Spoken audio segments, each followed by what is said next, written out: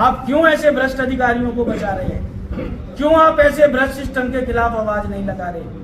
क्या ये संदेह उत्पन्न नहीं होता कि मंत्री जी या उनके चहेते कहीं ना कहीं इसमें इन्वॉल्व है? 2-3 दिन से आप देख रहे हैं शमशान घाट तक नहीं बख्शा। और मैं एक बात विधानसभा में भी कहता हूं और आप सबसे भी कहता हूं कि घटना होने से कोई नहीं रोक सकता। सरकार या सरकार के नुमाइंदों की नीति और नियति इस चीज से पता लगती है कि घटना होने के बाद उनका बयान क्या है। बल्लभगढ़ में जितने घोटाले हुए, सबसे पहले ये सीएम अनाउंसमेंट है 24 मार्च 2015 की, 15 करोड़ की। ये काम कितने के हुए, कितने के नहीं हुए, इनकी पेमेंट तो हो ही गई। जो सतबीरा 7वीं कंस्ट्रक्शन था, जिसको सीएजी ने भी मोहर लगा दी है कि बिना काम के पेमेंट हुई है। और बल्लभगढ़ से हरियाणा सरकार में मंत्री जी भी हैं, नुमाइंदगी करते हैं पूरे शहर की, और इतने काबिल मंत्री हैं। As a mining minister Haryana की चेकिंग करने जाते हैं और यूपी वालों की भी चेकिंग करके आ जाते हैं। हरियाणा की हो ना हो, जमुना पार यूपी की चेकिंग जरूर करके आते हैं। पर बड़े दुख के साथ मैं कह रहा हूं, अपनी विधानसभा को पीड़ित छोड़ देते हैं। उनकी विधानसभा में ये 15 करोड़ तो गए। उसके अलावा अभी हमारी रिसर्च टीम ने सिर्फ 2 वार्डों की डिटेल निकाली, वार्ड नंबर 38 और 40, जिसके अंदर सारे ठेके 5,04,81,491 के थे और तकरीबन हर ठेका 1 करोड़ तक पहुंचाया गया। टोटल 36 काम है ऐसे, जिनकी मैं पूरी पीडीएफ फाइल आप तक उपलब्ध करा दूंगा। और सबसे हैरानी की बात, ये सारे काम 28/11/2018 को शुरू हुए और 27/12/2018 को खत्म हो गए। 1 महीने के अंदर आपकी विधानसभा के 2 वार्डों के अंदर 35 करोड़ रुपया साइफन हो गया, जनता का चला गया और आपको पता नहीं लगा। वैसे आपको नारियल फोड़ने का इतना शौक है, दूसरों की विधानसभाओं में भी जाके फोड़ते हो। इलेक्शन मिनिस्टर रहते हुए सरेआम चुनाव की आदर्श आचार संहिता की धज्जियां उड़ाते हो। पीछे पन्ना प्रमुख सम्मेलन किया, आपके यहाँ कम से कम 2000 पन्ना प्रमुख हैं। आप उनको अपनी वोटों के लिए इस्तेमाल कर सकते हो, जनता को। क्या आप जनता के पैसों के लिए इस्तेमाल नहीं कर सकते? मुझे नहीं लगता कि बल्लभगढ़ के अंदर 2000 वर्क ऑर्डर भी हुए होंगे 9 साल में। आप एक पन्ना प्रमुख को एक वर्क ऑर्डर ही दे देते।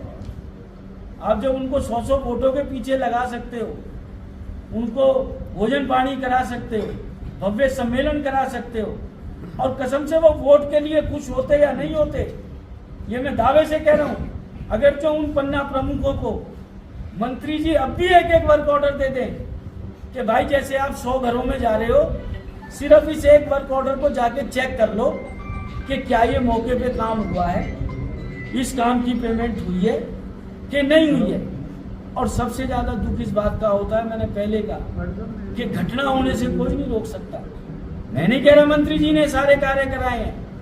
जब चंडीगढ़ में हम आवाज उठाते हैं तो विधानसभा में मंत्री जी का जो ऑफिशियल बयान है, खासतौर से घोटालों के ऊपर, कामों के ऊपर, वो इतना हास्यास्पद आता है कि उसमें साफ साफ नजर आता है कि हर घोटाले के पीछे कहीं ना कहीं इनका और इनकी सरकार का हाथ है।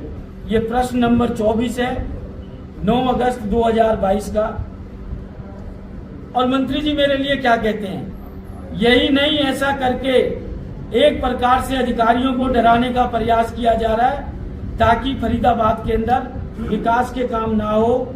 अध्यक्ष महोदय, जब से माननीय मुख्यमंत्री मनोहर लाल नेतृत्व के फरीदाबाद में सड़कें बनी है, सरकार के इस 7-8 साल के कार्यकाल में किसी सड़क को दोबारा से बनाने की नौबत नहीं आई।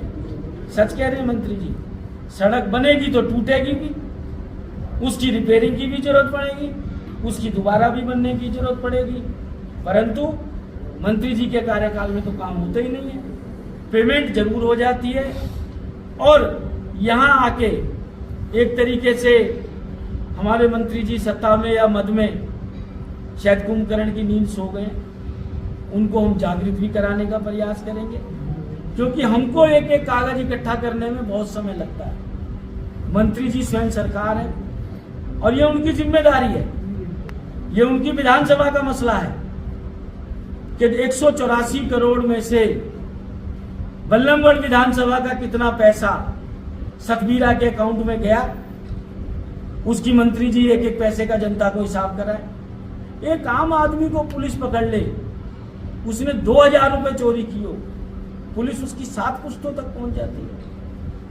और आज तक सतबीरा के खाते से कितनी गाड़ियां खरीदी गई, मर्सिडीज कहां है, फॉर्च्यूनर कहां है, इनोवा कहां है, सिर्फ 2-3 गाड़ियों की बरामदगी दिखाई गई है, बाकी गाड़ियों का पैसा कहां गया, वो गाड़ियां कौन इस्तेमाल कर रहा था, वो गाड़ियां कहां गई, ये भी मंत्री जी की जवाबदेही है कि यहाँ की जनता को बताएं, क्योंकि सतबीरा ने नगर निगम से 1 रुपया भी नगद नहीं लिया है।